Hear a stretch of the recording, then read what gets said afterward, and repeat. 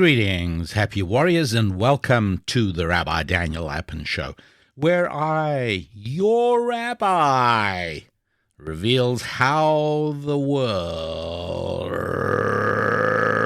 really works. As always, I deeply appreciate your participation in the Rabbi Daniel Lapin Show. What does participation actually mean? Well, it means that you listen. And we really can make no greater investment in anything or in anyone than our time. And this is one of the reasons that we feel so close to our children.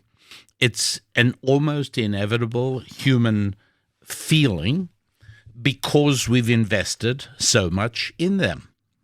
And we do feel close to things or people in whom we invest. And so closeness to children, sure. I mean, it was not only 9 months of pregnancy where both husband and wife, both father and mother, are aware almost every waking moment that their life is about to change in spectacular, significant, and wonderful ways. And they prepare for it, and they prepare the baby's cradle, and they and the way the mother eats and takes care of her health.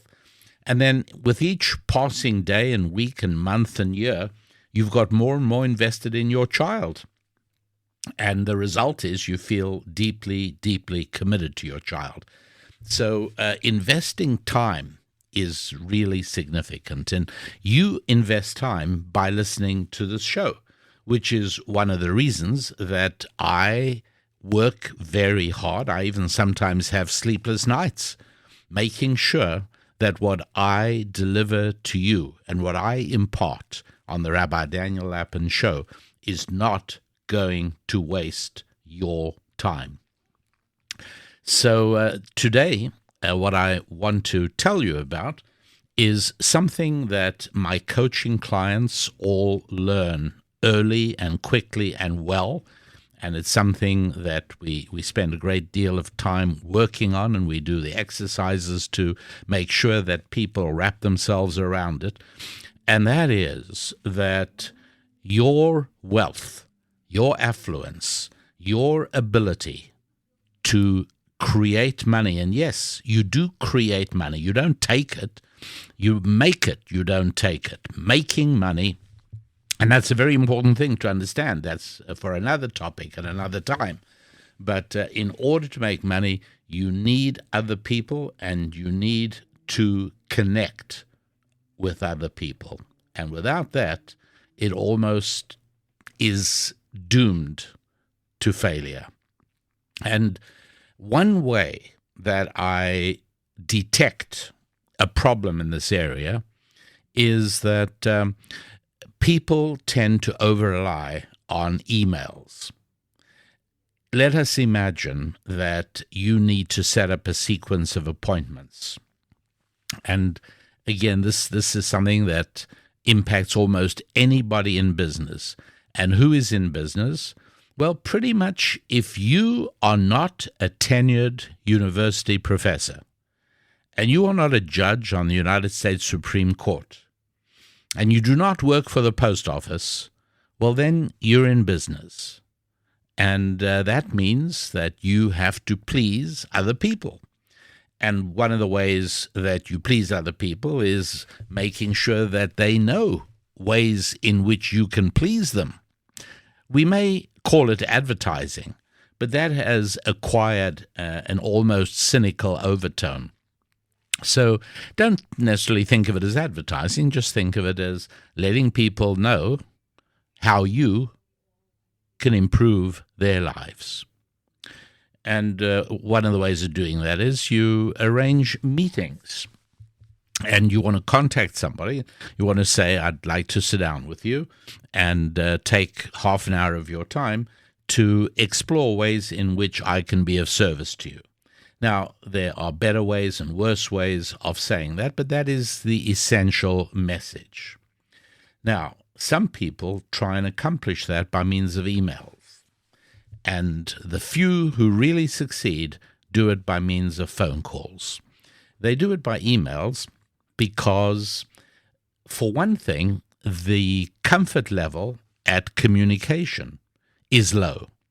And when you're talking to somebody on the phone, you can't take 3 minutes or 90 seconds to figure out what the word is you're going to use next. You need a degree of fluency. But if you're writing an email, you can take as long as you like. There is also a tendency on the part of some of us to be a bit pessimistic and to be fearful and to feel that a phone call is going to result in rejection, which is going to be painful. And so an email, once you click on send, it's gone and nothing can touch you. You're bulletproof. You're impervious to anything because nothing will happen until an email comes back or doesn't come back. But in a phone call, the person might say, why are you bothering me? I've told you before, I don't have any interest in what you're selling. Fine. Okay, it happens. On to the next phone call. Right? That's why there's 7 billion people in the world. It's not a disaster.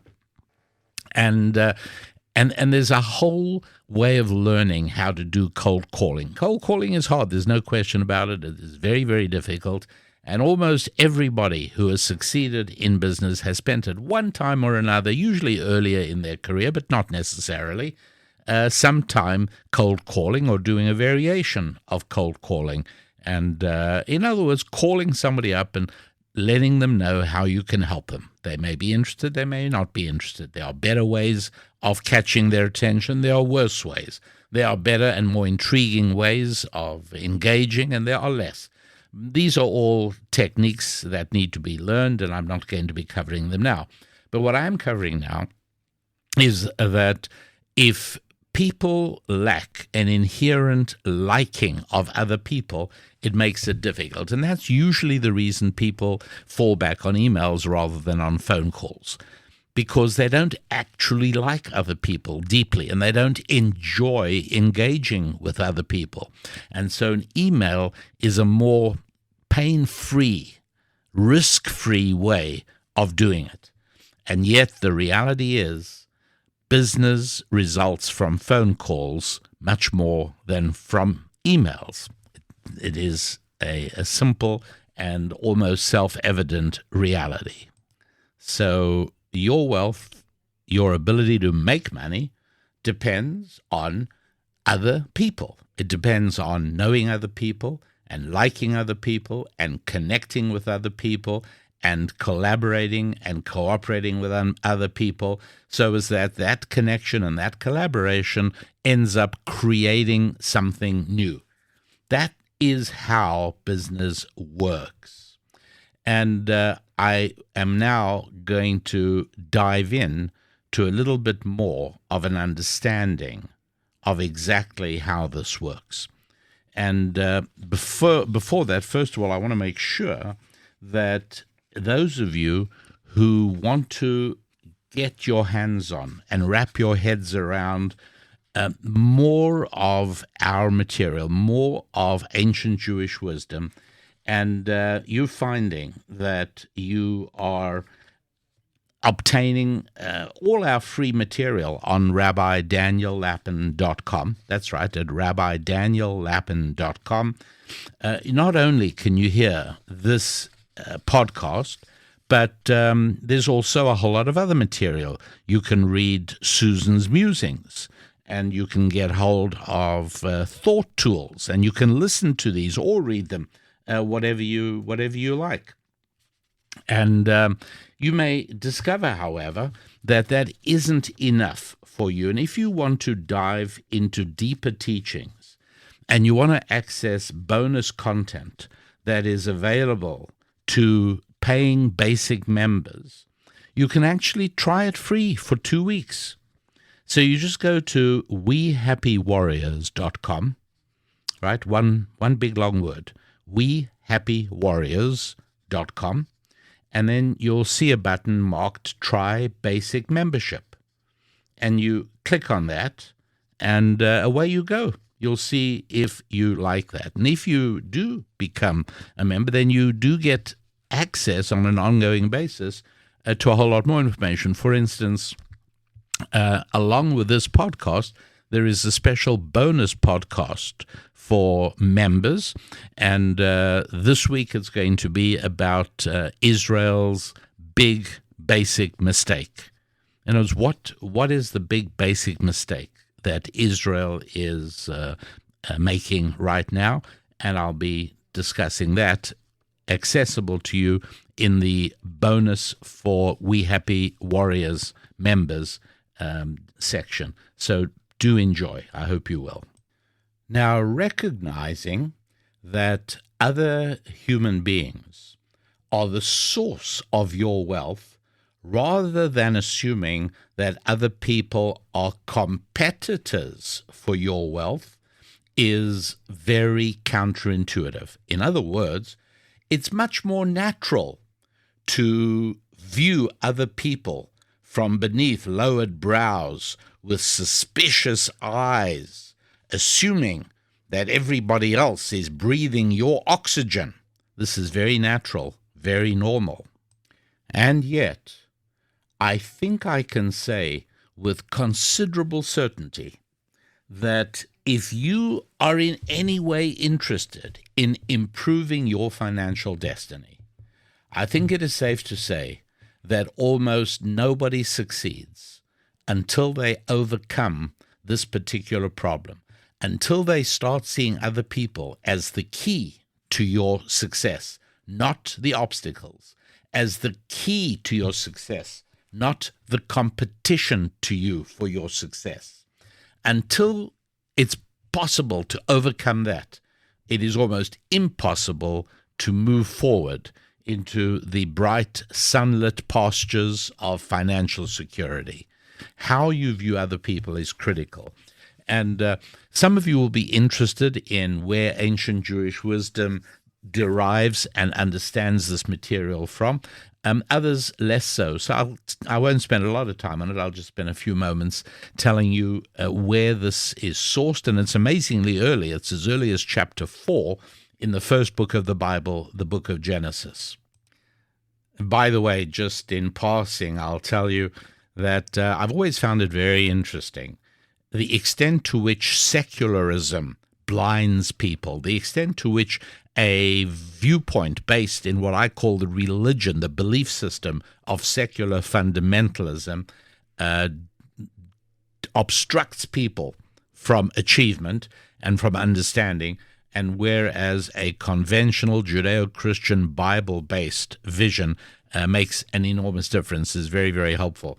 And my own examples, my own experiences on this are the number of times, and I will confess, I do this deliberately sometimes because I just love seeing the experiment succeed every time. And that is that I tell people, I want to tell you something I learnt from racing car driver Mario Andretti. And I'm just giving you the story, and I'm not going into the details now. So I'm not going to tell you right now what it was, but that's how I introduce what I'm. And people, even people of deep secular conviction, lean forward in their chairs. They're eager to hear. Even if I say that I am going to tell you something that I learnt from the French philosopher Voltaire, people lean forward, even though Voltaire said very little in his entire life of any value. People lean forward and hear. As soon as I say, I want to tell you something I learned from the Bible, I get blank looks, people slumping in their chairs, their chins drop down. It's the most fascinating thing to me that there is so much of an antipathy. In other words, this enormous culture clash between the God of Abraham, Isaac, and Jacob and a worldview that is determined to strip God from the landscape. That is really one of the most dramatic aspects of what's going on in the world today. I'll talk about it just a little bit more in a moment. But at any rate, suffice it to say that I don't think any happy warriors, even if you're not biblically oriented, even if you are atheistically, and we have many atheistic listeners, I very much doubt that you would shut your ears to information simply because it originates in the Bible. But at any rate, here it is, and you may think you know the story of Cain and Abel, but actually you probably have never heard it told like this. Chapter 4 of Genesis, verses 8 through 12. 4 little verses, that's all you have to know. And it starts off saying Cain spoke to Abel in the field. And it doesn't say what he spoke about. And ancient Jewish wisdom goes on to explain that in the Bible you will not find any information that you already know, and you won't find any instructions to do things which you would do automatically. So if you are told if the Bible were to say, or somebody would tell you the Bible said, make sure you eat regularly and make sure you take deep breaths of oxygen. No, the Bible doesn't tell you that, because people will do it intuitively. People eat and breathe, they do. So you don't need to be told that. If the Bible tells you something, it's because you may think you know it, but you don't actually. And so it doesn't tell us what Cain said to Abel in the field, because it assumes we can figure it out for ourselves. And sure enough, about 2,000 years ago, becoming worried that people were losing the ability to figure it out for themselves, the transmission of it began, and it was written down. And what it tells us is that it's pretty obvious. Basically you got Adam and Eve and Cain and Abel, and maybe some other siblings. It's not important, but the population of the world is tiny, and Adam's getting old. And sure enough, Adam is going to die soon. So what Cain said to Abel is very straightforward, and that is, as the oldest son, I will inherit the world. You, however, may of course live wherever you like. All you have to do is pay me rent. That's what Cain said. Abel responded and said, on the contrary, we are two brothers. We are going to split the world. You will take half, and I will take half. And by the way, I would like the half that includes British Columbia. Okay, all right. Sorry, that's not true. That wasn't. I just dropped that part in because I love boating in the summer in British Columbia. But Abel really just said, I want half the world. Cain said, I'm not going to tolerate you trying to take half the world away from me, because my name, Cain, like all Bible names, have very significant meanings. And Cain's name actually means material acquisition, getting stuff, owning stuff, having stuff. And somebody whose entire being is about owning stuff is not about to sit by while his brother strips him of half the world. Who's willing to take a loss of that magnitude? And so he does the only thing possible. He eliminates him. He kills him. And God said to Cain, okay, fine. So as a result, you get two punishments. Now, people who are familiar with the Bible even usually think that the punishment is that you're going to be a wanderer around the world. Trouble is, that's only one of the punishments. There are actually two. And God punishes Cain with a very quid pro quo, a tit for tat, a punishment to fit the crime. And God says to him, Cain, number one, you're going to be a wanderer. And number two, nothing you plant will ever yield a crop. Now, you got to understand that what God has done to Cain, this is the most beautiful quid pro quo that you could imagine, because Cain thought that his wealth lay in land, and that what he had to do was eliminate Abel, and therefore he'd be twice as wealthy. And God said, here's the punishment. You see, you think your wealth lies in land. All right. Well, land is good for two things, developing and agriculture. I include mining under agriculture, but mining is only useful if there are other people who find what you pull out of the earth to be useful. At least agriculture can keep you alive. And so God said, so fine, as far as development is concerned, you're going to be a wanderer. not going to let you stay in one place ever long enough to build a house or a building. Number two, anything you plant won't grow. And you are quickly going to discover how dependent you are on other people. And that really is the essential message. You do need other people. And obviously, the lesson to Cain became very, very clear during the rest of his life.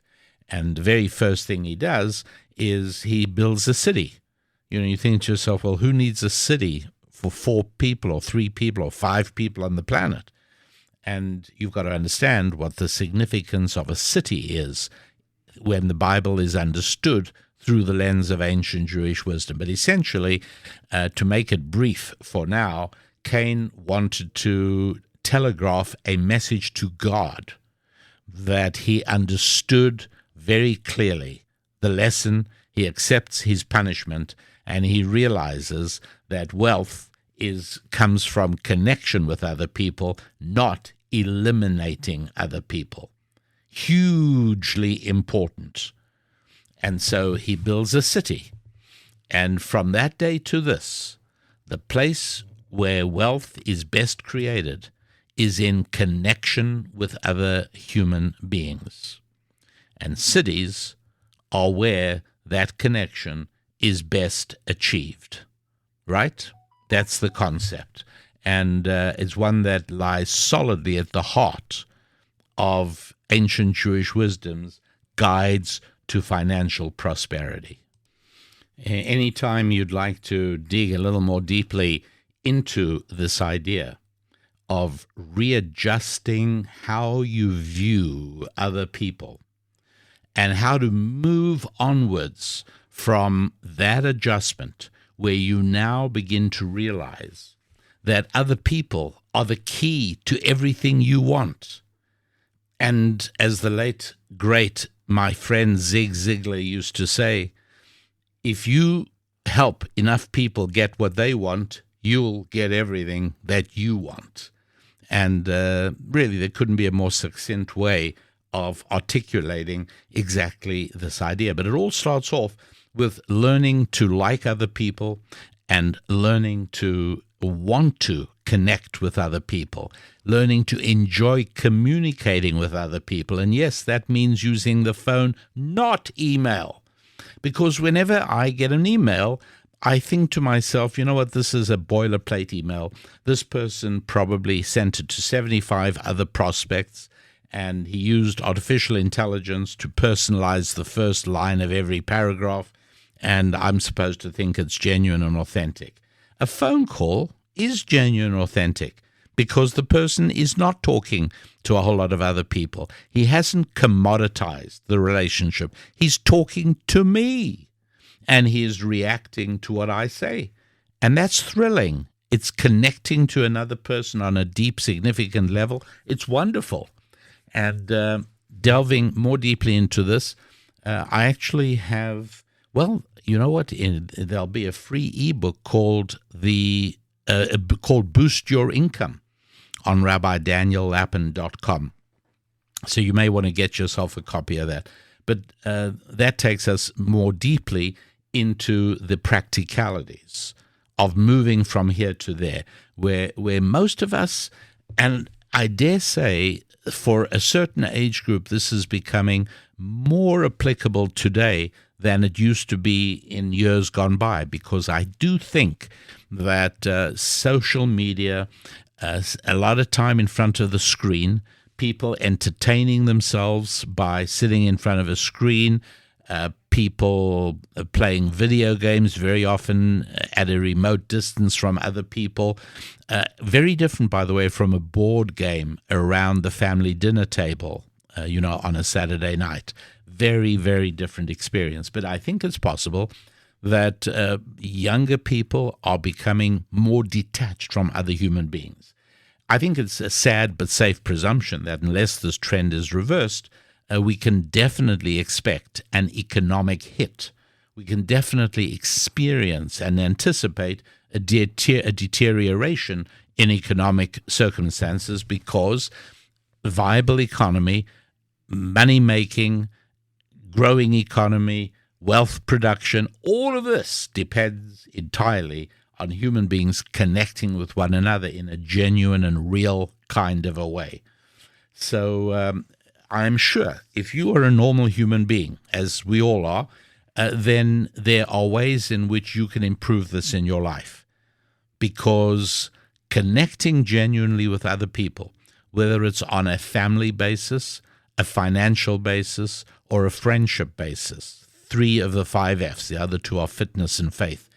And if you are able to improve the way you connect with people, both in quantity and quality, if you can improve and increase the number of people you connect with and the authenticity and depth of the connection, your life improves. That's all there is to it. And none of us are operating on 100% efficiency in these areas. So it's probably true for each and every one of us listening to these words. That includes me. Each and every one of us can probably do better at our connecting with other people, whether it's in the friendship zone, the family zone, which includes romantic, or the financial zone.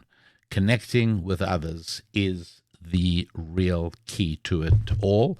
And I'm sure that this is something that each of us can benefit our lives through. So, Happy Warriors, in my zeal to ensure that I waste none of the precious time that you have invested in the Rabbi Daniel Lapin Show, I will leave you now to contemplate those ideas that each and every one of us can improve our lives by improving, first of all, the number of human beings to whom we are connected, and secondly, the depth and authenticity of those very connections. So I want to wish you a wonderful week of growth and progress in your 5 F's, onwards and upwards with your family, your finance, your friendships, your faith, and your fitness. I'm Rabbi Daniel Lapin. God bless.